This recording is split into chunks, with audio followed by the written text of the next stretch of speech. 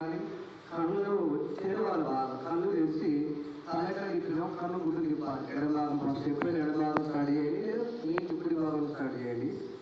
First ఎడమభాగం కళ్ళు.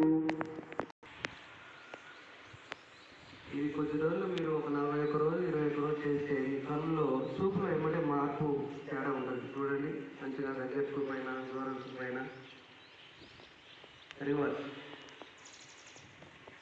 రివర్స్లో మనం ఎక్కువ కన్ను గుడ్డు మీద మనసు మీద బాగా లోడ్ పడుతుంది. ఇప్పుడు మొబైల్ చూడటం, దృష్టి ఎక్కువసేపు కూర్చుండటం వల్ల మనకు ఈ నివారణ తగ్గుతుంది. Okay, stop.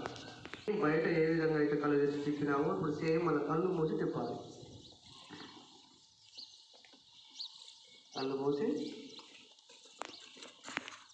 రౌండ్గా లోపల గుడ్డ ఏ విధంగా జరుగుతుందో ఇది స్పర్శ అర్థమైంది. ఇప్పుడు పైన కన్ను మూసింది కాబట్టి దాన్ని గమనిస్తున్నారు కదా మీరు.